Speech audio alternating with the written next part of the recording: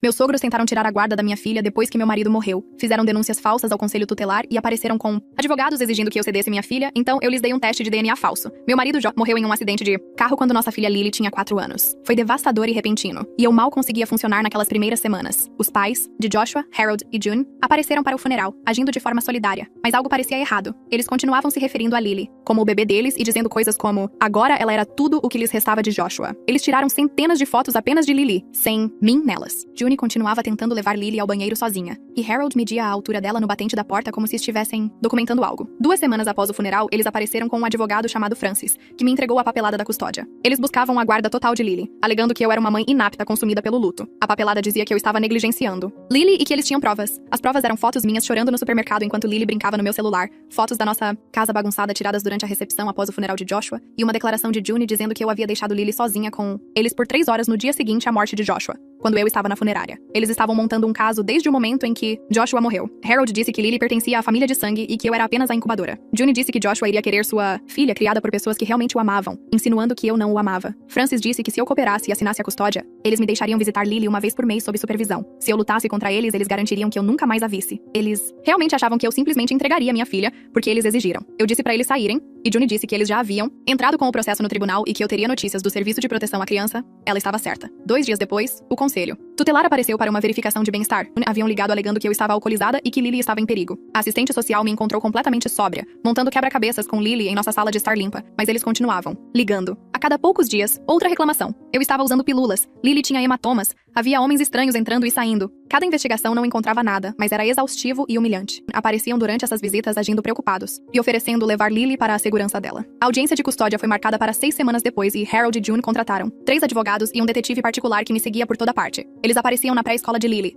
dizendo aos funcionários que agora eram os contatos de emergência. E disseram ao pediatra que eu era instável e não deveria tomar decisões médicas. Disseram aos nossos vizinhos que levariam Lily para morar com eles em breve para o bem-estar dela. Eles até começaram a redecorar o antigo quarto de Joshua na casa deles como o novo quarto de princesa da Lily, e mostravam fotos às pessoas como se já estivesse decidido. Foi aí que decidi jogar sujo e comecei a soltar indiretas de que Joshua poderia não ser o pai biológico de Lily. Nada direto. Apenas comentários sobre ser grata por ainda quererem um relacionamento apesar de tudo. Quando June perguntava o que eu queria dizer, eu mudava de assunto e parecia culpada. Pedi a minha amiga Rose para ligar para Harold fingindo ser de uma empresa de testes de DNA, confirmando o agendamento dele. Harold nunca tinha feito um agendamento, mas de repente ficou obcecado com a ideia. Deixei um panfleto sobre teste de paternidade no balcão da minha cozinha quando vieram visitar, e certifiquei-me de que eles me vissem escondê-lo rapidamente, mas não rápido o suficiente. June me confrontou, exigindo saber o que eu estava escondendo. Comecei a chorar e disse que Joshua e eu estávamos tendo problemas antes de Lily nascer. Mas eu nunca tive certeza. E Joshua disse que não importava porque ele a amava de qualquer maneira. Isso era completamente falso. Joshua era absolutamente o pai de Lily. E éramos felizes. Mas Harold e June não sabiam disso. Eles exigiram um teste de DNA. Imediatamente agi relutante. Mas concordei se eles retirassem o processo de custódia. Eles estavam tão confiantes de que Lily era filha de Joshua que concordaram. Agendei o teste em uma clínica que o marido da minha amiga possuía. Ele ficou feliz em ajudar depois de ouvir o que eles haviam feito. No dia do teste, Harold e June trouxeram a família inteira para testemunhar o que achavam que seria a vitória deles. Todos nós fornecemos amostras e esperamos pelos resultados urgentes. O marido da minha amiga entregou a notícia pessoalmente de que Lily definitivamente não era parente de Harold e June. O teste era falso, mas a papelada parecia perfeita. Harold me acusou de traição e June me chamou de nomes horríveis na frente de toda a família, de chocada, e disse que estava tão surpresa quanto eles. O advogado deles, Francis, disse que o caso de custódia estava encerrado, já que eles não tinham reivindicação biológica. E enlouqueceram. O rosto de Harold foi de vermelho para roxo em cerca de 2 segundos. Ele começou a gritar que eu era uma mentirosa que enganou seu filho. June fez um som como um animal ferido e avançou sobre mim através da sala de espera da clínica. Fletcher se colocou entre nós com 2 de suas enfermeiras e eles agarraram os braços de June antes que ela pudesse me alcançar. A família inteira ficou parada ali, congelada, como se alguém tivesse pausado um filme. Harold continuava gritando sobre como eu destruí a família deles e roubei a neta deles através de mentiras. A segurança apareceu e teve que escoltar fisicamente Harold e June em direção à saída, enquanto eles gritavam ameaças por todo o caminho. June estava chorando e gritando que provaria que eu falsifiquei tudo de alguma forma. Harold disse que eu pagaria pelo que tinha feito a eles. A filha deles cobriu o rosto com as mãos, e o filho apenas olhou para mim como se não pudesse acreditar no que estava vendo. Fletcher colocou a mão no meu ombro e me disse para pegar Lily e ir para casa. Peguei a mão de Lily e saímos pela porta lateral enquanto Harold e June ainda estavam sendo removidos da entrada principal. Minha mão tremia tanto no volante que eu mal conseguia mantê-lo firme. Lily estava sentada em sua cadeirinha atrás de mim, brincando com seu coelho de pelúcia, como se nada tivesse acontecido. O peso do que eu tinha acabado de fazer me atingiu de uma vez e tive que encostar por 1 minuto porque não conseguia ver através das lágrimas. Lily perguntou por que a vovó e o vovô estavam gritando tão alto. Enxuguei meus olhos e disse a ela que eles estavam apenas muito chateados agora com algumas coisas de gente grande. Ela aceitou isso e voltou a fazer seu coelho pular pelo banco. Comecei a dirigir novamente e liguei para Montgomery através dos alto-falantes do carro. Ele atendeu no segundo toque e contei tudo o que aconteceu na clínica. Ele disse que revisaria a papelada que Harold e e June assinaram e garantiria que o caso de custódia fosse oficialmente encerrado. Sua voz estava calma e firme, e isso me ajudou a respirar um pouco melhor. Montgomery me ligou de volta uma hora depois que eu acomodei Lily em casa com seus livros de colorir. Ele disse que tinha verificado o acordo que Harold e June assinaram antes do teste de DNA. Eles concordaram explicitamente em retirar todas as reivindicações de custódia se o DNA provasse que não havia relação biológica entre eles e as assinaturas deles estavam ali mesmo no documento. E Francis, o advogado deles, testemunhou e assinou também. O caso de custódia estava oficialmente encerrado e pronto. Montgomery disse que não havia nenhuma maneira legal de eles virem atrás de Lily agora, mas me avisou que eles poderiam tentar outras táticas de assédio, já que estavam claramente instáveis e desesperados. Ele sugeriu documentar tudo e estar preparada para pedir uma ordem de restrição se eles não recuassem. Agradeci e desliguei, e apenas fiquei sentada no meu sofá, olhando para o nada por um tempo. Naquela noite, segurei Lily enquanto ela dormia em sua pequena cama com lençóis de borboleta. Ela parecia tão pacífica e segura, e eu chorei baixinho para não acordá-la. Joshua era absolutamente o pai dela. E eu sabia disso com total certeza. Eu tinha acabado de apagar os pais dele da vida dela com uma mentira, e não havia como voltar atrás agora. Mas a alternativa era perdê-la para pessoas que me chamavam de incubadora, e haviam como propriedade que poderiam reivindicar. Harold e a teriam levado embora e me deixado vê-la uma vez por mês como se eu fosse uma estranha perigosa. Enxuguei meus olhos e beijei a testa de Lily, dizendo a mim mesma que fiz o que tinha que fazer, embora a culpa pesasse no meu peito. Na manhã seguinte, meu telefone começou a tocar às 6 da manhã. Era June ligando repetidamente. Deixei cair na caixa postal, e ela ligou novamente imediatamente. Isso aconteceu 47 vezes antes de eu finalmente bloquear o número dela por volta das 8 da manhã. Ouvi algumas das mensagens de voz e elas variavam dela implorando para ver Lily a ameaças de ação legal e me chamando de todos os nomes horríveis que ela conseguia imaginar. Harold começou a enviar mensagens, de texto mais ou menos na mesma hora. Cada uma me chamava de algo vil e prometia que eu pagaria pela minha farsa. Ele disse que eu destruía a família deles e roubei a única conexão deles com o filho morto. Ele disse que garantiria que todos soubessem que tipo de pessoa eu realmente era. Salvei todas as mensagens em uma pasta e bloqueei o número dele também. Coraline apareceu na minha porta por volta das 10 da manhã, depois que liguei para ela soluçando. Eu tinha me segurado o máximo que pude, mas precisava de alguém para conversar que não fosse um advogado. Ou uma criança de 4 anos. Ela entrou e eu confessei tudo sobre o teste de DNA falso, enquanto Lily assistia desenhos na outra sala. Coraline me segurou enquanto eu desabava e dizia a ela que me sentia uma pessoa terrível. Ela se afastou, me olhou bem nos olhos e disse: eu fiz o que tinha que fazer para proteger minha filha de pessoas que estavam tentando roubá-la. Ela me lembrou de como Harold e June foram calculistas e cruéis desde o momento em que Joshua morreu, como tiraram fotos para montar um caso, fizeram denúncias falsas ao conselho tutelar e contrataram 3 advogados para tirar minha filha. Ela disse que eles me deixaram sem boas escolhas. Então fiz a única que mantinha Lily segura. 2 dias depois, Harold e June apareceram na minha casa perto da hora do almoço. Vi o carro deles encostar e imediatamente comecei a gravar, no meu celular. Eles vieram até a minha varanda e começaram a esmurrar a porta, exigindo que eu admitisse que o teste era falso. Fiquei lá, dentro com a porta trancada e continuei gravando enquanto eles gritavam acusações. June disse que sabia que eu tinha trocado as amostras de alguma forma ou pago Fletcher para mentir sobre os resultados. Harold disse que não havia como Joshua não ser o pai de Lily e que eu estava armando algum tipo de conspiração. Eles continuaram assim por talvez 10 minutos antes de eu chamar a polícia. Disse ao atendente que havia pessoas na minha propriedade recusando-se a sair e que eu tinha uma gravação de tudo. A polícia apareceu em 15 minutos e removeu Harold e June por invasão de propriedade. Os policiais pegaram meu depoimento e a gravação e disseram que eu poderia prestar queixa se quisesse. Montgomery entrou com o pedido de medida protetiva no dia seguinte. Ele usou as evidências de assédio,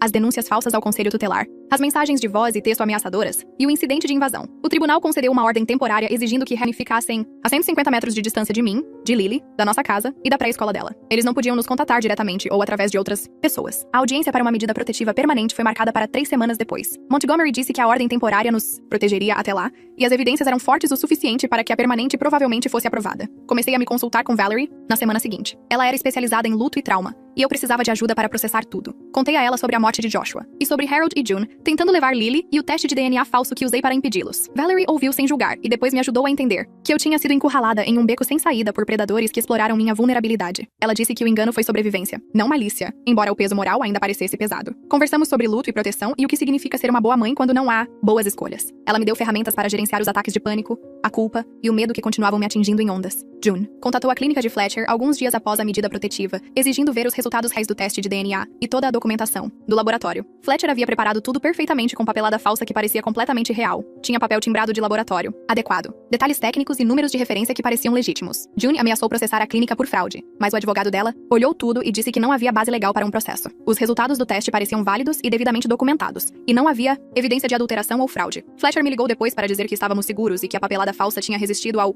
escrutínio exatamente como ele havia planejado. Meu telefone tocou 3 dias depois que o teste de DNA explodiu e vi o nome do irmão de Joshua na tela. Bu não ligava desde o funeral. Não tinha respondido a nenhuma mensagem sobre a batalha pela custódia. Deixei tocar 2 vezes antes de atender. Sua voz soava quebrada e trêmula. Nada parecido com o cara confiante que costumava provocar Joshua nos jantares de família. Ele disse que tinha acabado de descobrir tudo. Os papéis da custódia, os advogados e todas as denúncias falsas que seus pais fizeram ao conselho tutelar. Ele continuou se desculpando, dizendo que não tinha ideia de que eles tinham ido tão longe, que estava trabalhando no exterior e só voltou quando os resultados do DNA explodiram a família. Ele perguntou se havia alguma maneira de ele ainda ver Lily, ainda ser tio dela, apesar do que seus pais fizeram. Eu disse a ele que precisava de tempo para pensar sobre isso, e desliguei, sentindo-me estranha e desconfiada, mas também um pouco esperançosa de que talvez nem todos na família de Joshua tivessem perdido a cabeça. Coraline veio na manhã seguinte para cuidar de Lily enquanto eu encontrava Bo em uma cafeteria no centro. Ele parecia terrível, como se não dormisse há dias, com olheiras escuras e o cabelo todo bagunçado. Sentamos em uma mesa de canto longe de outras pessoas, e ele começou a falar antes mesmo de eu pedir minha bebida. Ele disse que seus pais ficaram obcecados por Lily depois que Joshua morreu, chamando-a de sua segunda chance e dizendo que ela era tudo o que lhes restava. Ele admitiu que eles sempre foram controladores com ele e Joshua enquanto cresciam, mas isso era diferente, mais sombrio, como se tivessem perdido completamente o contato com a realidade. Ele parecia genuinamente enjoado quando falou sobre as denúncias falsas, e o detetive particular me seguindo disse que os confrontou após o teste de DNA,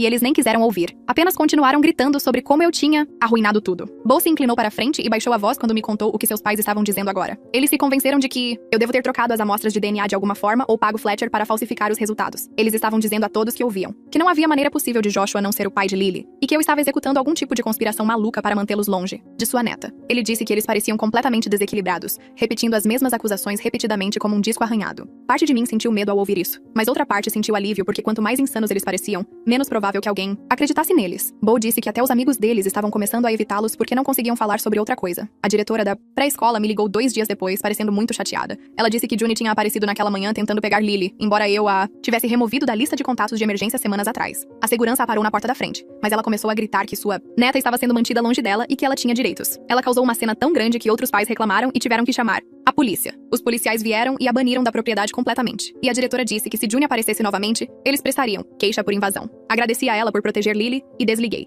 sentindo um enjoo no estômago. Eles não estavam recuando. Estavam apenas ficando mais desesperados e imprevisíveis. Tiana, do conselho tutelar, apareceu para o que disse ser sua visita final na semana seguinte. Ela olhou a casa mais uma vez e brincou com Lily por alguns minutos. Depois sentou-se comigo na mesa da cozinha. Ela se desculpou por tudo o que passei e disse que seu relatório observaria que todas as reclamações eram claramente maliciosas e totalmente infundadas. Ela me disse que já tinha visto casos assim antes. Avós usando o sistema como arma durante brigas por custódia, usando o conselho tutelar para assediar os pais que estavam combatendo. Ela encerrou oficialmente o caso e disse que, a menos que surgissem novas preocupações credíveis, eles não voltariam. Quase chorei de alívio quando ela saiu, sabendo que aquele pesadelo em particular tinha finalmente acabado. Levei Lily para ver Valerie na semana seguinte para uma sessão focada apenas nela. Lily brincou com brinquedos no canto enquanto Verily fazia perguntas gentis sobre como ela estava se sentindo em relação à vovó e ao vovô. Lily disse que sentia um pouco de falta deles, mas que estava bem e gostava de brincar com o tio Bo quando ele visitava. Valerie explicou em linguagem simples de criança que às vezes os adultos têm grandes desentendimentos e precisam de espaço uns dos outros por um tempo. Ela perguntou a Lily se ela se sentia segura e feliz em casa, e Lily assentiu e voltou a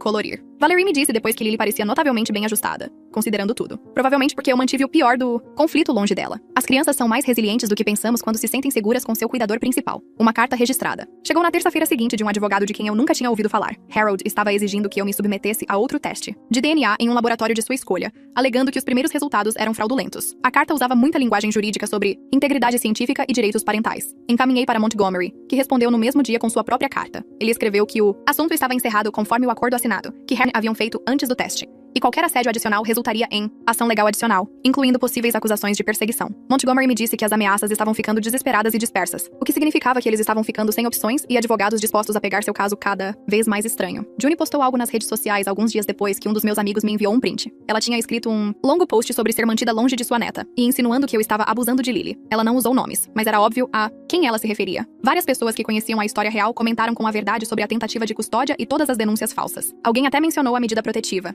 Juni apagou todo o post poucas horas depois, após o tiro sair completamente pela culatra. Mas as pessoas já tinham tirado e o dano à reputação dela estava feito. Sua tentativa de me fazer parecer má apenas a fez parecer mais desequilibrada para todos que estavam assistindo. A audiência da medida protetiva permanente finalmente chegou 3 semanas após a temporária ter sido concedida. Trouxe uma pasta grossa de evidências mostrando todo o assédio, as mensagens de voz e texto ameaçadoras, o incidente de invasão, a cena na pré-escola. Apareceram com mais um advogado que argumentou que eram apenas avós enlutados, sendo impedidos de acessar sua única neta. O juiz leu a papelada da custódia e as denúncias falsas com a boca apertada em uma linha fina. Ele olhou para Harold e perguntou se eles entendiam quão sério era fazer denúncias falsas ao serviço social. O advogado deles tentou argumentar que eles tinham preocupações legítimas, mas o juiz o interrompeu. Ele concedeu a medida protetiva permanente por 3 anos, exigindo que eles ficassem longe de mim, de Lily, da nossa casa e da escola dela. Eles não podiam nos contatar diretamente ou através de outras pessoas. Se violassem isso uma única vez, enfrentariam acusações criminais. Bo me ligou depois da audiência e perguntou se poderíamos conversar sobre ele manter um relacionamento com Lily separado de seus pais. Eu estava hesitante porque não queria nenhuma conexão de volta com Harold, mas Bo tinha sido consistentemente respeitoso e genuinamente horrorizado com tudo o que eles tinham feito. Concordamos que ele poderia visitar minha casa comigo presente,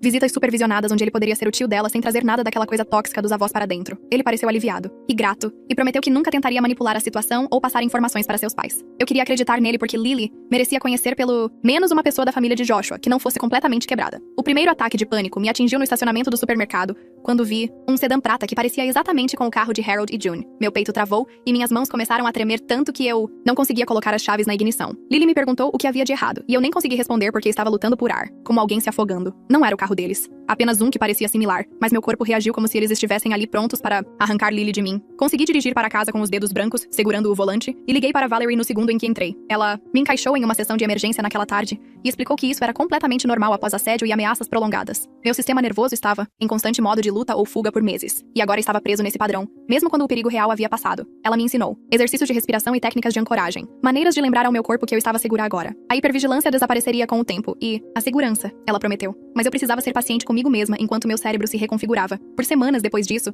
eu via carros que pareciam com o deles em todos os lugares, embora eles morassem a 30 minutos de distância e tivessem uma ordem de restrição impedindo-os de chegar perto de nós. Cada vez, meu coração disparava e minhas palmas suavam até que eu pudesse confirmar que não eram realmente eles. Lily mencionou Harold e June uma noite enquanto jantávamos. Ela perguntou quando veria a vovó e o vovô novamente de uma maneira casual, como se estivesse perguntando sobre parentes normais. Larguei meu garfo e disse a ela que eles estavam tirando férias muito longas por causa de problemas de gente grande. Nada que ela tivesse feito de errado, apenas coisas complicadas de adultos que eram difíceis de explicar. Ela assentiu e aceitou isso sem mais perguntas. Depois, imediatamente começou a falar sobre o projeto de arte que estava fazendo na pré-escola com glitter e palitos de picolé. Sua capacidade de simplesmente seguir em frente de tópicos pesados me surpreendeu. Ela não parecia chateada ou confusa, apenas pragmática sobre a situação. Parte de mim sentiu alívio por ela não estar traumatizada por perder contato com eles, mas outra parte se preocupava com impactos a longo prazo que eu não conseguia ver ainda. Ela estava internalizando sentimentos que não conseguia expressar. Esse abandono pelos avós apareceria mais tarde em sessões de terapia quando ela fosse mais velha? Eu não tinha como saber. Então apenas a observei cuidadosamente em busca de quaisquer sinais de angústia e garanti que ela soubesse que eu estava sempre disponível para falar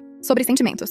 Coraline veio no fim de semana seguinte com caixas de câmeras de segurança que ela havia encomendado online. Ela passou horas me ajudando a instalá-las ao redor do perímetro da minha casa, montando-as sob os beirais e conectando-as à minha rede Wi-Fi. As imagens eram salvas automaticamente, no armazenamento em nuvem, e eu podia monitorar tudo de um aplicativo no meu celular. Posicionamos câmeras para cobrir a porta da frente, a porta dos fundos, a entrada da garagem e ambos os lados da casa, para que não houvesse pontos cegos. Só ter as câmeras instaladas me fez sentir mais segura, como se eu tivesse evidências sendo coletadas 24 horas por dia se Harold e June violassem a medida protetiva. Coraline me mostrou como verificar as imagens e configurar alertas de movimento para que eu recebesse notificações se alguém se aproximasse da casa. Ela também me ajudou a trocar todas as fechaduras e instalar uma trava na porta do quarto de Lily. Medidas de segurança extras que pareciam excessivas, mas necessárias. Quando terminamos, ela me fez prometer ligar para ela imediatamente se algo suspeito aparecesse nas câmeras. Testei o sistema caminhando do lado de fora enquanto assistia ao feed no meu telefone e me ver na tela de vários ângulos foi assustador e reconfortante ao mesmo tempo. As flores chegaram numa tarde de terça-feira. Um arranjo enorme de rosas cor-de-rosa e lírios brancos entregues por uma florista local. O cartão foi escrito à mão por June, sua letra cursiva distinta implorando para ver Lily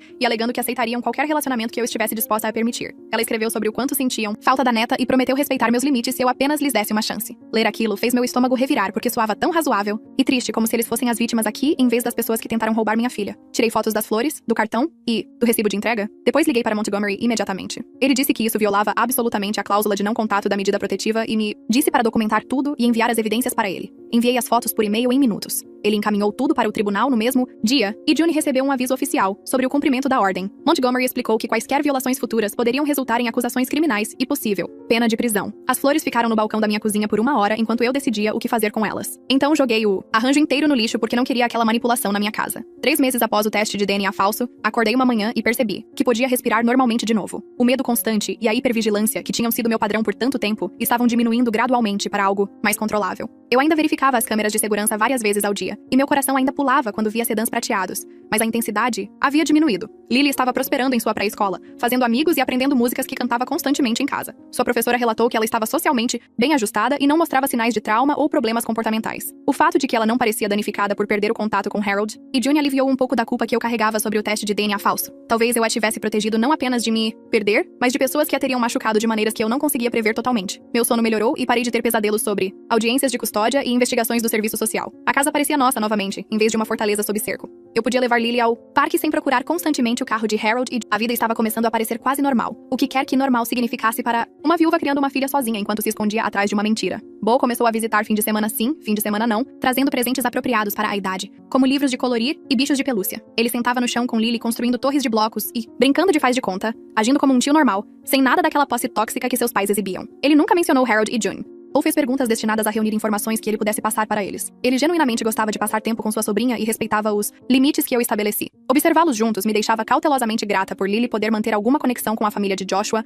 através de alguém saudável e respeitoso. Bo se parecia tanto com Joshua que às vezes doía vê-lo, mas também era bom ver a semelhança familiar em alguém que não estava tentando nos machucar. Ele sempre pedia permissão antes de tirar fotos com Lily e as enviava para mim em vez de postá-las em qualquer lugar que Harold e June pudessem ver. Sua lealdade à sobrinha sobre os delírios de seus pais era notável e inesperada. Eu me preocupei que ele pudesse ser um espião ou tentar manipular a situação. Mas ele se provou confiável visita após visita. Valerie me ajudou a trabalhar o luto, complicado de perder Joshua, enquanto lutava simultaneamente contra seus pais. Expliquei que não consegui chorar adequadamente meu marido, porque estava em modo de sobrevivência protegendo nossa filha da família dele. O luto e a batalha se misturaram até que eu não conseguisse separá-los. Agora que as coisas tinham se acalmado, o luto estava me atingindo em ondas misturadas com raiva de Harold por corromperem até minhas memórias de Joshua com seu comportamento. Eu não conseguia pensar em nosso casamento sem lembrar como seus pais tentaram controlar cada detalhe. Eu não conseguia olhar para fotos de Joshua segurando a bebê Lily sem pensar em como seus pais tentaram tirá-la de mim. Eles envenenaram meu passado atacando meu presente. E eu estava furiosa com isso. Valerie me ajudou a criar espaços separados em minha mente para lamentar Joshua versus processar o que seus pais haviam feito. Ela me lembrou que Joshua teria ficado horrorizado com as ações deles e teria protegido Lily exatamente como eu fiz. Isso ajudou um pouco, imaginá-lo ao meu lado. Contra eles, em vez de ser a razão pela qual eles vieram atrás de nós. Encontrei uma caixa de fotos antigas no armário uma tarde, enquanto limpava fotos de Joshua crescendo com seus pais. Olhando para elas com novos olhos depois de tudo o que aconteceu,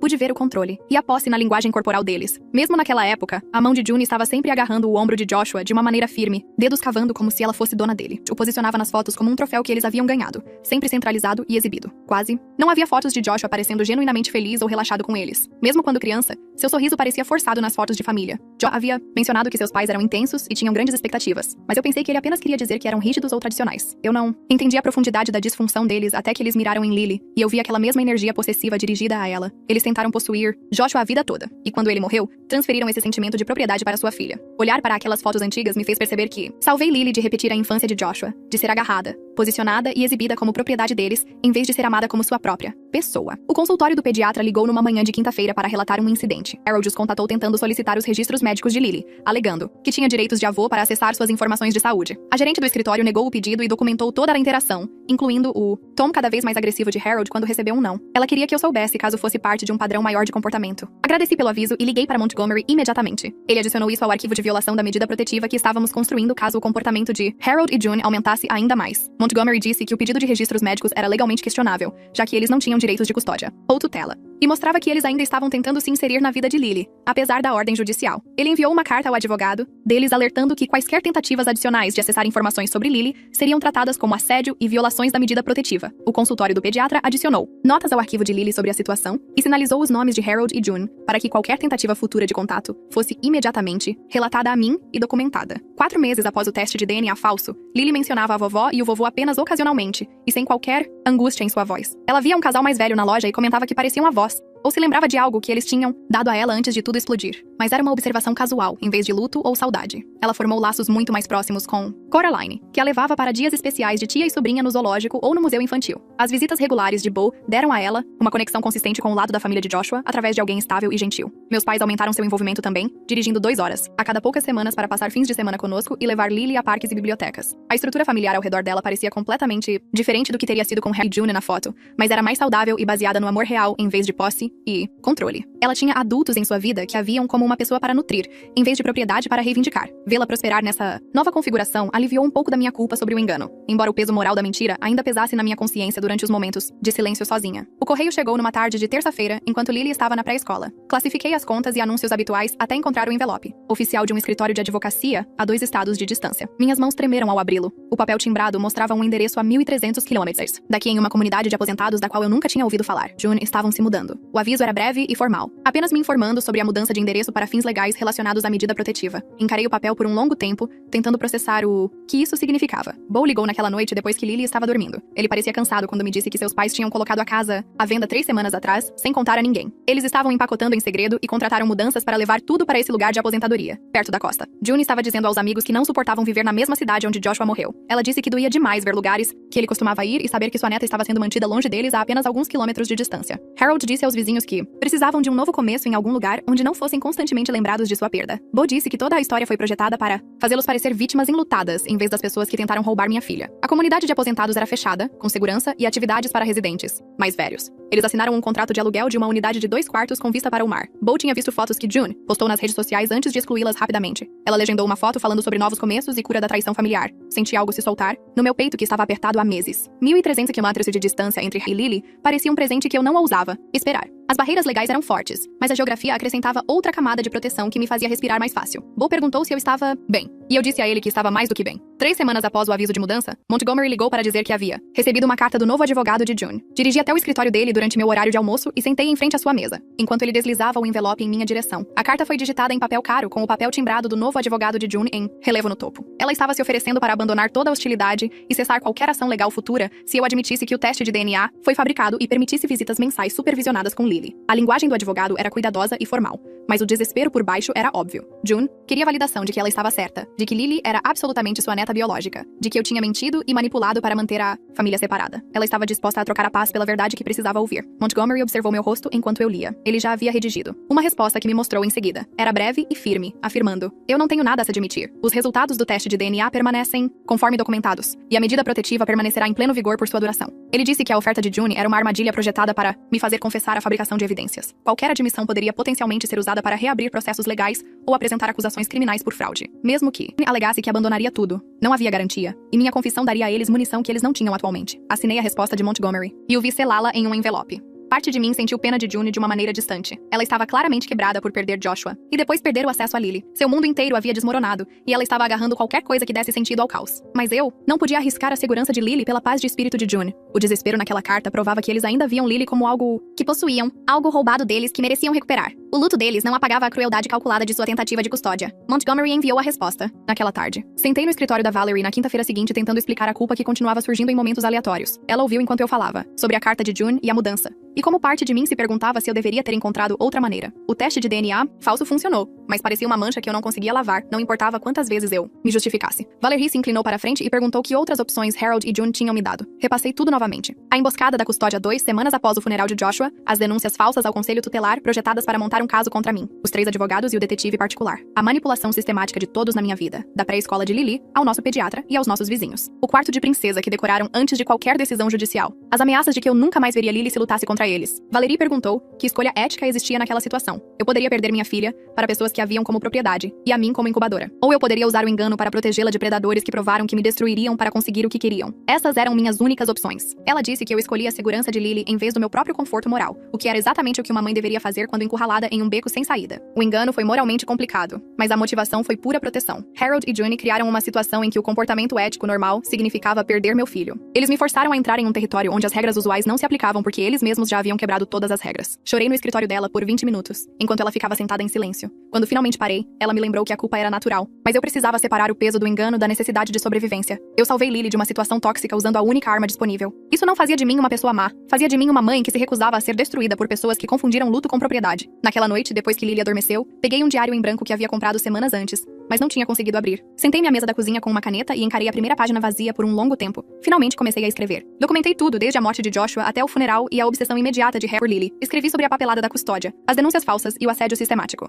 Descrevi o plano do teste de DNA falso, a execução e as consequências. Escrevi tudo da forma mais clara e honesta que pude, incluindo minhas próprias dúvidas e culpa sobre o engano. Este diário era para Lily ler quando tivesse idade suficiente. Talvez quando tivesse 16, 20 ou 30 anos, sempre que fizesse as perguntas difíceis sobre por que os pais de seu pai não estavam em sua vida. Ela merecia saber a verdade sobre o que aconteceu e por que fiz as escolhas que fiz. Eu queria que ela tivesse a história completa, incluindo as partes que me faziam parecer má, as mentiras que contei, a manipulação que usei e o relacionamento que destruí. Ela poderia julgar meus métodos quando tivesse idade suficiente para entender a situação impossível. Escrevi por 2 horas naquela primeira noite, preenchendo página após página com detalhes que eu tinha pavor de esquecer. O diário seria meu seguro de que ela saberia a verdade, mesmo se algo acontecesse comigo antes que eu pudesse contar a ela pessoalmente. Escondi o documento no meu armário, atrás de uma caixa de suéteres velhos. onde ficaria seguro até que chegasse a hora certa. Bu ligou no sábado de manhã enquanto eu fazia panquecas com Lily. Ela estava despejando gotas de chocolate na massa e não percebeu quando fui para o corredor atender a chamada. A voz de Bo estava tensa quando me contou que seus pais ainda insistiam para todos que eu havia falsificado o teste de DNA. Aparentemente, eles vinham dizendo aos novos vizinhos na comunidade de aposentados que a viúva do filho havia fabricado resultados de testes para manter a neta longe deles. Eles mostravam fotos de Lily para as pessoas e falavam sobre como ela era absolutamente neta biológica deles, mantida como refém por uma mulher vingativa. Bo disse que o círculo social deles na cidade natal havia parado de interagir sobre o assunto, porque Harold e June pareciam cada vez mais desequilibrados. As pessoas acenavam educadamente e mudavam de assunto quando June começava a falar sobre conspiração, fraude e netos roubados. Mas na nova comunidade, onde ninguém conhecia a história pregressa, eles estavam encontrando novos públicos para sua ilusão. A comunidade de aposentados tinha um comitê social que organizava atividades, e June havia entrado imediatamente mostrando fotos de Lily nos cafés e clubes do livro, contando a qualquer um que ouvisse sobre a tragédia familiar. Bo soube disso por um amigo da família que tinha um parente na mesma comunidade. A ilusão havia se tornado toda a identidade e luto deles. Construíram uma narrativa completa, onde eram vítimas da minha crueldade, em vez de pessoas que tentaram roubar uma criança através de manipulação legal. Bo parecia exausto quando disse que tentou conversar com eles, mas eles não ouviam nada que contradissesse a versão deles dos fatos. Agradeci pelo aviso e voltei para a cozinha, onde Lily estava organizando gotas de chocolate. 5 meses haviam se passado desde o falso teste de DNA quando finalmente me senti pronta para levar Lily de volta ao cemitério. Paramos em uma floricultura e deixei que ela escolhesse um pequeno buquê de rosas amarelas, que ela segurou cuidadosamente no colo durante o trajeto, fazendo perguntas sobre para onde estávamos indo. Expliquei que visitaríamos o lugar especial do papai,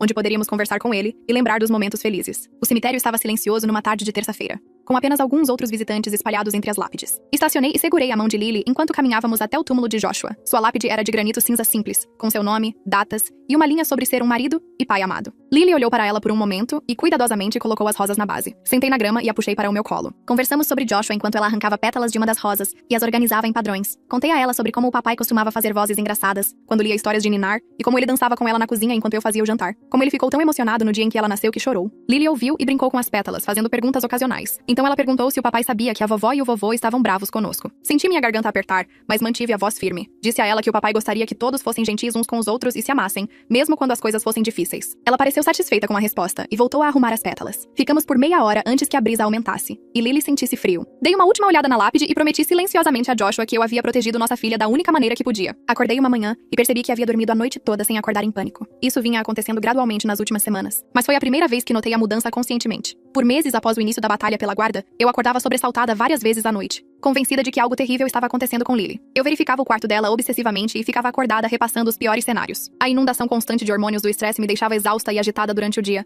mas algo havia mudado. Meu corpo estava finalmente aprendendo que era seguro novamente. Mencionei isso a Valerie durante nossa sessão seguinte, e ela sorriu, dizendo que meu sistema nervoso estivera preso no modo de sobrevivência por tanto tempo que precisava de tempo. A medida protetiva, a distância e a falta de novas ameaças estavam permitindo que meu cérebro liberasse a hipervigilância lentamente. Ela avisou que algum nível de cautela saudável provavelmente permaneceria. Dado o que passei, eu provavelmente estaria sempre mais alerta a ameaças potenciais contra Lily. Mas o pânico constante estava desaparecendo para algo mais controlável. Eu podia funcionar novamente sem o peso esmagador do medo que fora meu companheiro constante. Dirigi para casa daquela sessão me sentindo mais leve do que em meses. Montgomery ligou para me dar uma atualização sobre o arquivo de violação da medida protetiva. Ele permanecia vazio desde o incidente das flores. Harold e June não haviam tentado nenhum contato nem aparecido onde não deveriam. O arquivo permanecia ativo e pronto caso precisássemos. Mas a ameaça imediata parecia ter passado. Montgomery disse que a mudança deles para outro estado parecia funcionar. Ou eles aceitaram que não podiam acessar Lily, ou estavam ganhando tempo e planejando algo que ainda não podíamos ver. Ele aconselhou manter a vigilância, mas reconheceu que a situação parecia mais estável do que em meses. A medida protetiva tinha mais 2 anos e meio antes de expirar. Montgomery recomendou começarmos a planejar os procedimentos de renovação cerca de 6 meses antes da expiração para garantir proteção contínua.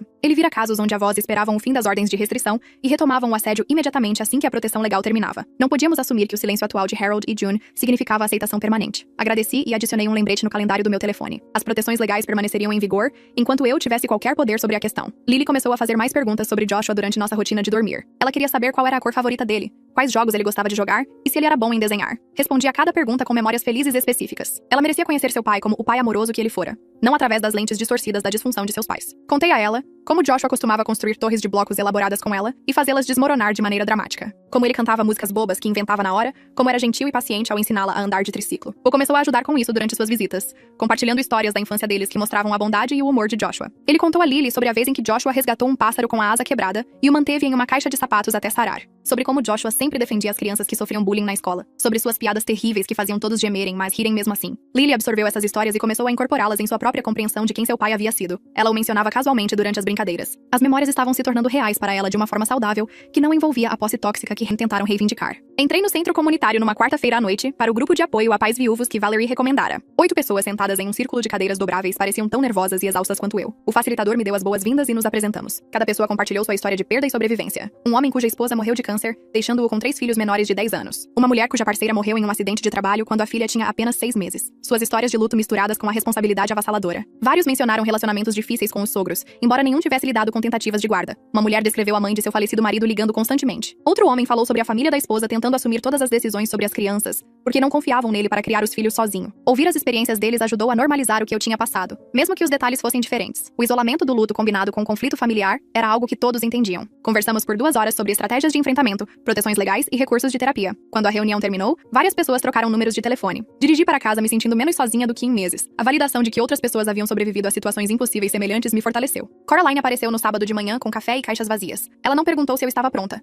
apenas começou a tirar as roupas de Joshua do armário. Fiquei na porta observando-a trabalhar com as camisas de botão e as camisas que ele usava para trabalhar e o moletom universitário surrado que ele se recusava a jogar fora. Ela segurava cada item e esperava que eu acenasse sim ou não. A maioria foi para caixas de doação, mas algumas eu não consegui deixar ir. Sua flanela favorita, que ainda cheirava a colônia dele, a camiseta do show do nosso primeiro encontro, o moletom que ele estava usando na manhã em que morreu. Passamos para a mesa dele em seguida, separando papéis, fotos e bugigangas aleatórias que ele colecionava. Coraline encontrou uma pilha de cartas que Joe havia escrito para Lily. Abri uma e li suas esperanças para o futuro dela, suas promessas de ser um bom pai, sua empolgação em conhecê-la. As lágrimas vieram fortes e rápidas, mas pareciam limpas de alguma forma, como um luto real em vez do modo de sobrevivência em pânico em que estive presa por meses. Enchemos 3 caixas de memória com fotos, cartas e pequenas coisas que capturavam quem Joshua fora. Um canhoto de ingresso, uma pedra que Lily deu a ele, um cartão de aniversário. Coraline rotulou cada caixa cuidadosamente e as empilhou no armário de Lily, onde ela poderia acessá-las quando fosse mais velha. As caixas de doação foram para a garagem, e de repente, o quarto pareceu mais leve, menos como um santuário, e mais como um espaço onde eu poderia realmente respirar. A diretora da pré-escola me abordou durante a busca na terça-feira. Ela perguntou se eu tinha alguns minutos para falar sobre Lily, e meu estômago despencou com medo automático. Ela explicou que estavam fazendo um tempo de discussão em família, onde as crianças compartilhavam histórias sobre seus pais e irmãos. Lily vinha falando sobre o papai. Ela disse à turma que o papai gostava de azul, era bom em construir torres e fazia caretas engraçadas que a faziam rir. A diretora disse que as descrições de Lily eram detalhadas e precisas, mostrando que ela estava construindo um relacionamento real com a memória de Joshua. Ela mencionou que Lily desenhou uma foto da nossa família com Joshua incluído. Todos nós de mãos dadas e sorrindo. A professora disse que ela parecia emocionalmente saudável. Não havia confusão ou angústia quando ela falava sobre ele, apenas uma aceitação prática de que ele era o papai dela e que ela o amava. A diretora me mostrou o retrato de família que Lily desenhou, e tracei o contorno de giz de cera da figura de Joshua. Ela o desenhou alto com cabelo castanho e um grande sorriso. Agradeci a diretora e dirigi para casa sentindo gratidão por Lily estar processando a perda de maneiras saudáveis. Ela não estava traumatizada, apenas uma garotinha que sabia que seu pai a amava. A notificação oficial chegou por correio registrado na quinta-feira. Harold e June haviam completado a mudança para a comunidade de aposentados no Arizona, a 1.300 quilômetros de nós. A carta veio do novo endereço com um rótulo de remetente mostrando o nome da comunidade. Fiquei na entrada da garagem segurando o envelope e senti algo se soltar no meu peito. A distância geográfica adicionava outra camada de proteção além das barreiras legais. Eles não podiam mais simplesmente aparecer na pré-escola de Lily ou na minha casa. Bu ligou naquela noite para confirmar que eles haviam se instalado no novo lugar. Ele disse que estavam dizendo a todos na comunidade que a viúva do filho não os deixava ver a neta. Eles se pintaram como vítimas a quem foi negado o acesso à criança que amavam. Os vizinhos aparentemente acreditaram, oferecendo simpatia e indignação em nome deles. Bu disse que seus pais criaram uma narrativa inteira onde eram as partes injustiçadas e eu era a vilã. Mas ele também disse que a distância significava que eles eram problema de outra pessoa. Agora, a nova comunidade deles podia acreditar em qualquer história que Harold e June quisessem contar. Estávamos a 1.300 quilômetros de distância vivendo nossas vidas reais. 6 meses após a morte de Joshua, acordei e percebi que estava funcionando novamente. Não apenas sobrevivendo, mas realmente vivendo de maneiras que pareciam impossíveis. Eu estava de volta ao trabalho em tempo integral, lidando com projetos e reuniões. Lily estava prosperando na pré-escola, fazendo amigos e aprendendo coisas novas. O luto ainda estava lá, pesando no meu peito todas as manhãs quando eu acordava sozinha. Mas não era mais paralisante. Eu podia me sentir triste por perder Joshua enquanto ainda vivia. O terror de perdê-la para Harold e June havia diminuído para uma cautela controlável. Eu ainda verificava as câmeras de segurança e mantinha meu telefone por perto. Ainda examinava estacionamentos procurando o carro deles e evitava lugares que costumavam frequentar. Mas o pânico constante havia se acomodado em uma vigilância razoável. Estávamos seguras, protegidas e construindo uma vida que honrava Joshua sem ser destruída por seus pais. Valerie perguntou durante nossa sessão de quinta-feira como eu planejava lidar com a situação do teste de DNA com Lily a longo prazo, quando ela fosse mais velha e entendesse o que aconteceu. Ela veria isso como proteção ou engano. Eu não tinha boas respostas. Parte de mim acreditava que ela entenderia que eu não tive escolha, que me encurralaram onde mentir era a única maneira de mantê-la segura. Mas outra parte temia que ela visse isso como prova de que eu estava disposta a mentir sobre coisas fundamentais como a identidade de seu pai. Valerie me ajudou a trabalhar através da complexidade sem tentar dar respostas fáceis. Ela disse que a verdade provavelmente estava em algum lugar no meio. Eu disse a Valerie que estava comprometida em ser honesta com Lily quando ela tivesse idade suficiente para entender. Eu contaria exatamente o que aconteceu e por que fiz a escolha que fiz. Aceitaria qualquer julgamento que ela fizesse sobre minhas ações. informações. Valerie disse que esse nível de honestidade e responsabilidade era tudo o que eu podia oferecer. O resto caberia a Lily. Wu trouxe sua namorada para conhecer Lily no sábado à tarde. O nome dela era Sarah e ela trabalhava como professora em uma escola primária a 2 cidades de distância. Ela entrou carregando um livro infantil sobre sentimentos e um elefante de pelúcia. Lily gostou dela imediatamente, mostrando a cozinha de brinquedo e exigindo que brincassem de restaurante. Sarah foi calorosa e natural com ela, fazendo perguntas e entrando na brincadeira sem forçar a barra. Ela não mencionou Joshua nem tentou preencher qualquer tipo de papel materno. Ela apenas tratou Lily como uma criança com quem genuinamente gostava de passar o tempo. Bo observou-as brincar com alívio visível, como se estivesse preocupado com como essa apresentação seria. Mais tarde, enquanto Lily estava distraída colorindo, Sarah me disse que entendia a situação com Harold e June. Bo havia explicado tudo, e ela apoiava a decisão dele de manter limites com os pais enquanto permanecia conectado à sobrinha. Ela disse que perdeu o próprio pai jovem e sabia o quão importante era para Lily ter conexões familiares saudáveis. Vê-los sair juntos, a mão de Bo nas costas de Sarah e ambos acenando para Lily, pareceu como ver a família de Joshua se expandir em boas direções. Os elementos tóxicos estavam distantes, mas as partes saudáveis estavam ficando mais fortes. O escritório de Montgomery ficava no centro, em um prédio com mármore demais e cadeiras desconfortáveis. Sentei à frente dele enquanto ele espalhava a papelada sobre a mesa. Estávamos atualizando meu testamento e os arranjos de guarda para ter certeza absoluta de que Harry e June nunca poderiam obter acesso a Lily se algo acontecesse comigo. Coraline foi nomeada guardiã principal com documentação detalhada da batalha pela custódia e da medida protetiva anexadas. Montgomery incluiu referências à situação do teste de DNA, sem admitir explicitamente o engano. A linguagem era cuidadosa, observando que Harold e June concordaram em retirar as reivindicações de guarda com base nos resultados do teste, e que esse acordo permanecia legalmente vinculativo. Ele também adicionou provisões de que, mesmo se o teste de DNA fosse posteriormente contestado ou disputado, o arranjo de guarda permaneceria com base no assédio documentado e nos falsos relatórios ao Serviço de Proteção à Criança, CPS. A papelada era complexa, mas Montgomery me guiou por cada sessão. Se eu morresse, Coraline teria a guarda legal imediata com autoridade total para manter a medida protetiva e bloquear quaisquer tentativas de contato. Os nomes de Harold e June foram listados especificamente como proibidos de consideração para a tutela. Assinei tudo e Montgomery arquivou as cópias no tribunal. Saindo do escritório dele, senti o mesmo alívio que senti depois que a medida protetiva foi concedida. Mais uma camada de proteção legal travada no lugar. A culpa batia mais forte tarde da noite quando Lily estava dormindo e a casa estava quieta. Eu ficava deitada na cama repassando o falso teste de DNA, vendo o rosto roxo de Harold e a expressão chocada de June quando Fletcher entregou os resultados falsos. Eu me lembrava do rosto de Joshua em nossas fotos de casamento e me perguntava o que ele pensaria sobre eu mentir sobre a paternidade de sua filha para protegê-la de seus pais. O peso disso pressionava até que eu não conseguisse respirar. Então eu me forçava a lembrar das coisas específicas que levaram àquele momento. Harold me chamando de incubadora. Os sistemáticos relatórios falsos de June ao CPS projetados para me fazer parecer inapta. O completo desrespeito pelo vínculo de Lily comigo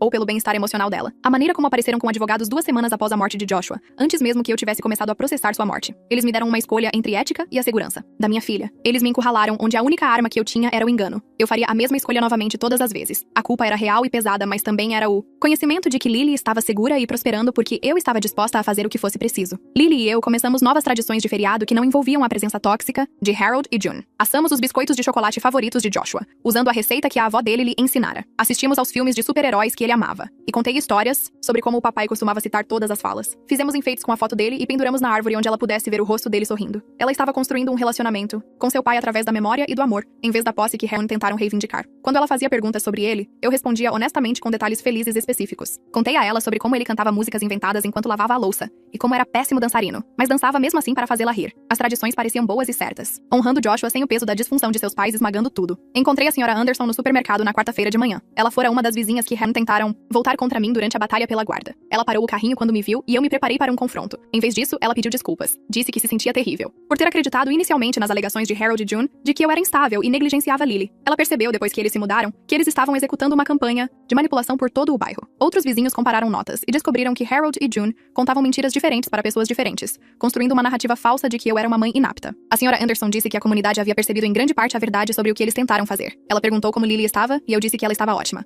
Conversamos por alguns minutos sobre coisas normais do bairro e depois seguimos caminhos separados. Dirigindo para casa, senti algo mudar. A comunidade que Harry tentaram envenenar contra mim estava se curando. As pessoas estavam vendo através das mentiras deles. Não estávamos mais isoladas e sob cerco. Éramos apenas uma família comum vivendo em nosso bairro. Bo visitou numa tarde de terça-feira enquanto Lily estava na pré-escola. E sentamos à mesa da cozinha tomando café. Ele me contou que seus pais ligavam para ele a cada poucos dias perguntando sobre Lily e exigindo informações sobre a vida dela. Queriam saber como ela estava agora, o que estava aprendendo, se ela os mencionava, se parecia feliz. Bo disse que mantinha suas respostas curtas e firmes, dizendo apenas que Lily estava saudável e feliz e nada mais. Ele deixou claro para Harold e June que seu relacionamento comigo e com Lily existia separadamente da bagunça deles e que ele não seria seu espião ou mensageiro. Eles o acusaram de traição e de tomar meu partido contra a família, mas ele manteve sua posição. Sua lealdade à sobrinha sobre as reivindicações distorcidas de propriedade dos pais me impressionou mais do que eu poderia expressar. Ele disse que eles ainda insistiam que o teste de DNA era falso e que eu de alguma forma enganei a todos, mas a história deles mudava dependendo de com quem falavam. Às vezes eu trocara as amostras. Às vezes Fletcher estava envolvido em uma conspiração. Às vezes a coisa toda era uma vingança vingança elaborada por algum desrespeito imaginado. A ilusão havia se tornado a identidade inteira deles. E Bo disse que era exaustivo vê-los se destruírem por mentiras que eles se convenceram serem verdade. Agradeci a ele por ser a única conexão decente que Lily tinha com a família de Joshua, e ele ficou com lágrimas nos olhos, dizendo que ela merecia conhecer a memória do pai sem o veneno que seus pais espalhavam. 7 meses haviam se passado desde o falso teste de DNA,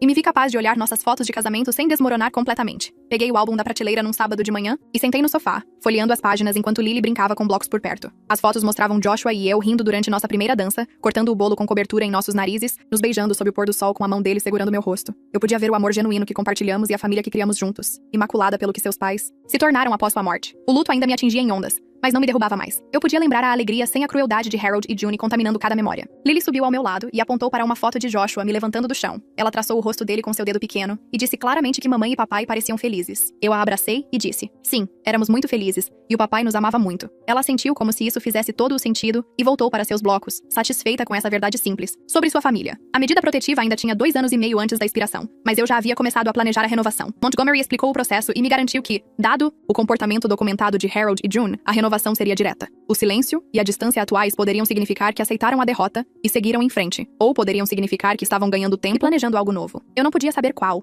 e me recusava a arriscar a segurança de Lily com suposições sobre as intenções deles. A proteção legal permaneceria firmemente em vigor até que Lily tivesse idade suficiente para fazer suas próprias escolhas informadas sobre se queria contato com os pais de seu pai. Mantive cópias de toda a documentação em um cofre à prova de fogo. A papelada da medida protetiva, os resultados do teste de DNA falso, registros de cada relatório falso ao CPS, transcrições da audiência de custódia. Se tentassem algo quando a ordem atual expirasse, eu teria um caso inquebrável para renovação apoiado por anos de evidências. Algumas noites eu me perguntava se estava sendo paranoica, mas então me lembrava de Harold me chamando de incubadora e da campanha sistemática de June para me pintar como uma mãe inapta, melhor paranoica e protegida do que confiante e vulnerável. Comecei a namorar novamente depois que Valerie sugeriu gentilmente durante uma de nossas sessões que o isolamento não era cura. A ideia parecia tanto desleal a Joshua quanto necessária para seguir em frente com minha vida. Eu amava profundamente meu marido, e parte de mim temia que namorar significasse esquecê-lo ou trair sua memória. Valerie me lembrou que viver plenamente era a melhor maneira de honrar Joshua e modelar resiliência para Lily. Ela disse que Joshua gostaria que eu encontrasse a felicidade novamente, não que passasse décadas sozinha de luto por ele. Meus primeiros encontros foram estranhos e desconfortáveis. Cafés com homens de aplicativos de namoro que pareciam legais, mas não clicavam. Fui honesta sobre ser uma mãe solteira viúva com um histórico complicado com sogros, o que assustou alguns caras imediatamente. Outros ficaram para um segundo encontro, mas não conseguiram lidar com a realidade de uma criança de 4 anos e dramas legais. Eu não os culpava porque minha situação era muita coisa para assumir, mas cada conexão falha doía um pouco. Ainda assim, o processo parecia esperançoso de uma maneira que eu não esperava. Eu estava tentando, me expondo, provando a mim mesma que a vida continuava além do modo de sobrevivência. Lily perguntou uma manhã se o tio Bo poderia vir à festa de 5º aniversário dela, e concordei imediatamente. Ela vinha planejando sua festa há semanas, falando sobre o bolo de unicórnio, balões roxos e todos os seus amigos da pré-escola vindo. Bo pertencia a essa lista de pessoas importantes, e seu respeito consistente e limites saudáveis ganharam minha confiança. A festa foi barulhenta e caótica da melhor maneira, com uma dúzia de crianças correndo pelo nosso quintal brincando e comendo bolo. Bo apareceu com presentes escolhidos com carinho, incluindo um conjunto de arte que Lily mencionara querer, e uma foto emoldurada de Joshua segurando Lily bebê que me fez chorar. Ele brincou com as crianças, ajudou com os jogos, e vários outros pais comentaram que tio ótimo ele era. Uma mãe perguntou se ele era solteiro, e eu ri, apreciando a normalidade de casamenteiros de parquinho. A festa foi alegre e comum, tudo o que o primeiro ano após a morte de Joshua não foi. Vendo Lily soprar suas velas, cercada por amigos e familiares que a amavam, senti que finalmente tínhamos construído algo estável e bom a partir dos escombros. Recebi uma mensagem de June 2 semanas após a festa de Lily, entregue através de uma conhecida mútua que permaneceu neutra durante a batalha pela guarda. A intermediária ligou dizendo que June implorou para que ela passasse um pedido de apenas uma foto de Lily. De acordo com a mensagem, June parecia genuinamente quebrada e desesperada por qualquer conexão com a neta. Ela não estava pedindo para ver Lily ou falar comigo. Apenas queria uma foto atual para saber como a neta estava. A intermediária disse que June chorou ao fazer o pedido e parecia uma mulher afogada em luto, em vez da manipuladora calculista da batalha pela guarda. Agradeci à intermediária por passar a mensagem e disse que precisava de tempo para pensar. Não respondia e não tinha intenção de responder, porque qualquer engajamento abria uma porta que lutei muito para fechar. Mas o pedido me assombrou com perguntas sobre misericórdia versus segurança. June estava realmente sofrendo, ou era outra tática de manipulação? A dor dela importava quando pesada contra o trauma que ela infligiu? Uma foto poderia realmente machucar algo? Ou encorajaria mais violações de limites? Eu não tinha respostas, apenas o peso desconfortável do luto de outra pessoa pressionando contra minhas muralhas de proteção. Levei o pedido da foto para minha próxima sessão de terapia com Valerie, e ela me ajudou a processá-lo examinando o padrão de comportamento de Harry e June desde o início. A resposta inicial deles à morte de Joshua não foi luto, mas posse. Tratando Lily como propriedade a ser reivindicada em vez de uma criança a ser confortada. Seus métodos não eram amor, mas controle, usando advogados, relatórios falsos e manipulação em vez de apoiar a nora viúva. O desespero atual deles não apagava o trauma que infligiram nem provava que mudaram sua visão fundamental de Lily como pertencente a eles. Valerie disse que compaixão pela dor deles não exigia sacrificar a proteção de Lily ou minha paz duramente conquistada. Ela me lembrou que June me chamou de nomes horríveis na frente de toda a família dela, que Harold ameaçou garantir que eu nunca mais visse minha filha, que eles tentaram sistematicamente destruir minha reputação na comunidade. Uma foto poderia parecer inofensiva, mas diria a eles que eu estava disposta a me envolver, que meus limites eram negociáveis, que a persistência poderia eventualmente me vencer. Valerie disse que a coisa mais gentil que eu poderia fazer por todos era manter os limites claros que mantinham Lily segura e eu sã. A culpa pelo sofrimento de June era real, mas também era minha responsabilidade proteger minha filha de pessoas que se provaram perigosas. 8 meses após o fim oficial da batalha pela guarda, comecei a planejar a transição de Lily para o jardim de infância no outono. A escola primária tinha excelentes avaliações, e uma diretora, calorosa que levava as preocupações de segurança a sério. Durante a matrícula, forneci documentação completa da medida protetiva contra Harold e June. A secretária da escola adicionou seus nomes e fotos à lista de pessoas banidas, sinalizou o arquivo de Lily com alertas de segurança e confirmou que eles estavam explicitamente proibidos de qualquer contato ou informação sobre Lily. A diretora me garantiu que levavam essas situações a sério e tinham protocolos em vigor. Apenas eu poderia buscar Lily ou autorizar outros adultos a fazê-lo, e qualquer pessoa tentando obter informações sobre ela seria denunciada à polícia imediatamente. As medidas de segurança pareciam automáticas agora, apenas parte da nossa estrutura de vida em vez de resposta a crises. Preenchi formulários de contato de emergência listando Coraline e Bo, atualizei informações médicas, assinei autorizações para passeios escolares, tarefas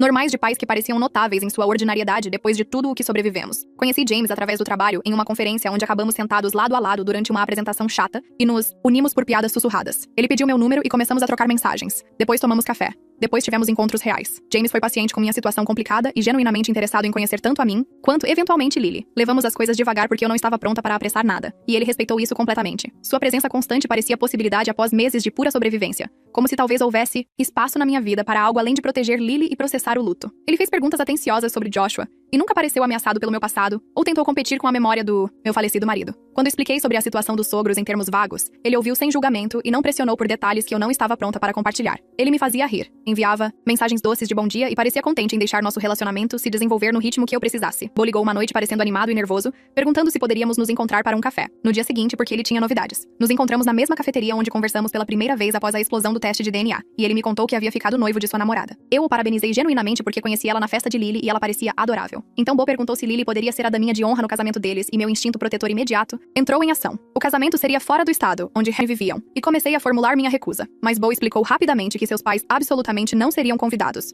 e ele já havia organizado planos de segurança detalhados. Ele contratara seguranças para o local, fornecera fotos de Harold e June para toda a equipe e deixara explicitamente claro que eles estavam banidos da propriedade. Sua noiva apoiava totalmente essa decisão, e entendia que a segurança de Lily vinha antes de qualquer drama familiar. Bo disse que conquistou a confiança através de respeito consistente e limites saudáveis, e esperava que eu deixasse Lily fazer parte de seu dia especial. Olhando para o rosto sincero dele, percebi que ele estava certo sobre ganhar confiança. Concordei com condições sobre protocolos de segurança e planos de emergência, e Bo prometeu tudo. Por escrito. Ele me agradeceu com lágrimas nos olhos, dizendo que significava tudo ter sua sobrinha lá celebrando com ele. 9 meses haviam se passado desde o falso teste de DNA, e na maioria dos dias eu conseguia me olhar no espelho sem me sentir uma mentirosa. O engano pesava no meu peito como uma pedra. Mas Lily estava segura, e isso importava mais do que minha consciência. Me forçaram minha mão tratando meu luto como fraqueza, e minha filha como propriedade que poderiam reivindicar através de papelada e manipulação. Eu a protegi da única maneira que deixaram disponível, e vê-la prosperar tornava o peso moral suportável, mesmo que nunca desaparecesse totalmente. Algumas noites eu ainda acordava pensando no que tinha feito, mas então verificava Lily, dormindo pacificamente em seu quarto, e lembrava por que cruzei aquela linha. Ela era minha para proteger, e eu faria a mesma escolha novamente se tivesse que fazer. Lily começou o jardim de infância no final de agosto com sua mochila balançando nos ombros, enquanto caminhava pelas portas da escola. Ela não chorou nem se agarrou à minha perna como algumas das outras crianças. Apenas acenou adeus e correu para se juntar ao círculo de alunos sentados no tapete para a reunião matinal. A professora dela me ligou 3 semanas após o início do ano letivo para agendar uma reunião, e meu estômago despencou pensando que algo estava errado. Mas a professora sorriu quando me sentei à frente de sua mesa e disse que Lily estava indo maravilhosamente bem. Ela fazia amigos facilmente, participava das discussões em classe, e suas habilidades de leitura estavam acima do nível da série. A professora mencionou que Lily falava sobre o pai às vezes durante o tempo de compartilhamento, explicando de forma prática que ele morreu em um acidente de carro, mas ela ainda o amava. A maneira como Lily processava a morte de Joshua parecia saudável e apropriada para a idade, de acordo com a professora. Ela não estava mostrando sinais de trauma ou problemas comportamentais. Ouvir isso tirou um peso dos meus ombros que eu não percebia que estava carregando por meses. Eu me preocupava que a batalha pela guarda e a perda de Joshua danificassem a base dela, mas ela parecia bem. Melhor do que bem, na verdade. James veio à minha casa para jantar num sábado à noite. 3 meses depois que começamos a namorar. Lily sabia que eu tinha um amigo chamado James com quem passava tempo, mas este foi o primeiro encontro oficial deles. Fiz espaguete e Lily me ajudou a pôr a mesa com guardanapos de papel dobrados em triângulos. Quando James chegou com flores pra mim e um livro de colorir para Lily, ela aceitou ambos os presentes com polidez tímida. Eles sentaram juntos à mesa da cozinha depois do jantar, trabalhando em projetos de arte enquanto eu lavava a louça. James mostrou a ela como misturar cores com giz de cera, e eles inventaram músicas bobas sobre os animais que estavam desenhando. Ele nunca tentou agir como o pai dela ou substituir Joshua. Apenas a tratou com afeto genuíno e respeito, como se ela fosse uma pessoa que valesse a pena conhecer. Vê-los rir juntos sobre um desenho de um elefante roxo fez algo no meu peito relaxar. Talvez houvesse espaço em nossas vidas para mais do que apenas sobrevivência e proteção. Talvez pudéssemos realmente construir algo bom. Montgomery me ligou numa manhã de terça-feira, 10 meses após o fim da batalha pela guarda. Harold enviara uma carta formal através de um novo advogado solicitando mediação para discutir a cura da ruptura familiar. A carta usava linguagem cuidadosa sobre querer reparar relacionamentos e seguir em frente para o bem-estar de todos. Montgomery leu para mim pelo telefone e eu podia ouvir o ceticismo em sua voz. Ele disse que provavelmente era uma tentativa de manipulação para obter acesso a Lily, ou me enganar para admitir algo sobre o teste de DNA. Eles poderiam estar esperando que eu escorregasse durante a mediação e revelasse que o teste era falso, ou poderiam estar tentando estabelecer um registro documental mostrando que tentaram reconciliação para que pudessem solicitar direitos de visitação dos avós mais tarde. Montgomery aconselhou recusar através dos canais legais sem qualquer contato pessoal. Concordei imediatamente. A medida protetiva era minha única comunicação com Harold e é assim que ficaria. Montgomery enviou uma carta de resposta dizendo que eu estava recusando a mediação e que as ordens judiciais existentes permaneciam em vigor. 2 dias depois, o advogado de Harold enviou de volta uma carta irritada me chamando de vingativa e me acusando de alienação parental. Montgomery arquivou caso precisássemos de evidências de assédio contínuo. O casamento de Bo aconteceu num sábado de outubro em um vinhedo a 2 horas de distância. Lily usou um vestido branco com flores cor-de-rosa e carregou uma cesta de pétalas de rosa pelo corredor com concentração séria em seu rosto. Ela levou seus deveres de daminha de honra muito a sério, soltando pétalas cuidadosamente a cada poucos passos como havia praticado, e não foram convidados, como Bo prometera. E os seguranças na entrada do local tinham fotos deles com instruções para chamar a polícia se aparecessem. A noiva de Bo, Sarah, recebeu Lily calorosamente quando chegamos para as fotos antes da cerimônia. Ela se ajoelhou no nível de Lily, elogiou seu vestido e perguntou se ela estava animada para ser daminha de honra. Sarah me encontrara 2 vezes antes do casamento e conhecia a situação básica com Harold e June. Ela apoiava a decisão de Bo de excluir os pais completamente e deixou claro que Lily era bem-vinda na família deles. O casamento foi lindo, normal e alegre. Ver Bo se casar pareceu como recuperar o legado da família de Joshua dos elementos tóxicos que tentaram corrompê-lo. Lily dançou na recepção, comeu bolo demais e adormeceu no carro na viagem de volta para casa. Quase um ano havia se passado desde que Joshua morreu quando Lily e eu visitamos seu túmulo. Numa tarde de domingo em novembro, ela colheu flores silvestres do parque perto da nossa casa naquela manhã e as carregou cuidadosamente em suas mãos pequenas. Caminhamos pela grama do cemitério até sua lápide e Lily colocou as flores na base enquanto eu ficava atrás dela com a mão em seu ombro. Ela contou ao papai sobre o jardim de infância, sua professora e a nova amiga que fez chamada Olivia. Ela contou a ele sobre o casamento do tio Bo e como ela pôde jogar pétalas de flores. Então ela mencionou seu novo amigo, James, que a ensinou a desenhar elefantes e fazia vozes engraçadas quando lia livros. Ajoelhei-me ao lado de Lily e disse a Joshua que protegi nossa filha da única maneira que pude quando os pais dele tentaram levá-la. Disse que esperava que ele entendesse as escolhas que fiz, mesmo que não fossem limpas ou simples. Disse a ele que Lily estava segura, amada e prosperando. Então ficamos sentadas em silêncio por alguns minutos, antes de Lily perguntar se poderíamos tomar sorvete. A vida continuava avançando, mesmo enquanto honrávamos o que foi perdido. James me levou para jantar em um restaurante tranquilo na semana anterior ao Dia de Ação de Graças, enquanto Coraline cuidava de Lily. Estávamos namorando há 6 meses, e o relacionamento se desenvolveu lenta e cuidadosamente. Ele estendeu a mão sobre a mesa, pegou a minha, e disse que estava se apaixonando tanto por mim quanto por Lily. Disse que estava pronto para qualquer ritmo que precisássemos e não estava tentando apressar nada. O relacionamento parecia cura, em vez de substituição, como construir algo novo enquanto ainda honrava o que Joshua e eu tivemos juntos. Lily o chamava de James, não de papai, e todos respeitavam essa distinção. James nunca pressionou por um papel de pai ou tentou competir com a memória de Joshua. Apenas aparecia consistentemente e nos tratava a ambas com bondade e paciência. Quando eu disse que também tinha sentimentos por ele, mas precisava continuar indo devagar, ele sorriu e disse que esperaria o tempo que eu precisasse. Terminamos o jantar e voltamos para minha casa, onde Lily já estava dormindo no colo de Coraline assistindo a um filme. Eu estava genuinamente feliz agora de maneiras que pareciam impossíveis durante aquelas primeiras semanas devastadoras após a morte de Joshua. Lily estava prosperando no jardim de infância com amigos, confiança e maneiras saudáveis de falar sobre seu pai. Tínhamos uma estrutura familiar construída sobre amor em vez de posse, com Coraline, Bo e James formando um sistema de apoio que parecia sólido. Barreiras legais e distância geográfica nos mantinham protegidas de Harold e June, que viviam a 1.300 quilômetros de distância, convencidos de ilusões que nunca abandonariam. O falso teste de DNA permanecia meu fardo secreto e proteção, assentado em meu peito como uma pedra que aprendi a carregar. Era moralmente complicado e eticamente confuso, mas absolutamente eficaz. Estávamos seguras. Estávamos nos curando. Estávamos construindo um futuro que honrava a memória de Joshua sem ser destruído pela disfunção de seus pais. Algumas manhãs eu acordava e sentia alegria real em vez de apenas alívio por sobreviver a mais um dia. Lily subia na minha cama e me contava sobre seus sonhos. E eu fazia panquecas enquanto ela coloria na mesa da cozinha. A vida normal havia retornado de maneiras que eu pensava estarem perdidas para sempre quando Joshua morreu. O luto permanecia, mas não consumia mais tudo. Havia espaço para a felicidade ao lado da perda. E isso parecia ser o próprio tipo de vitória.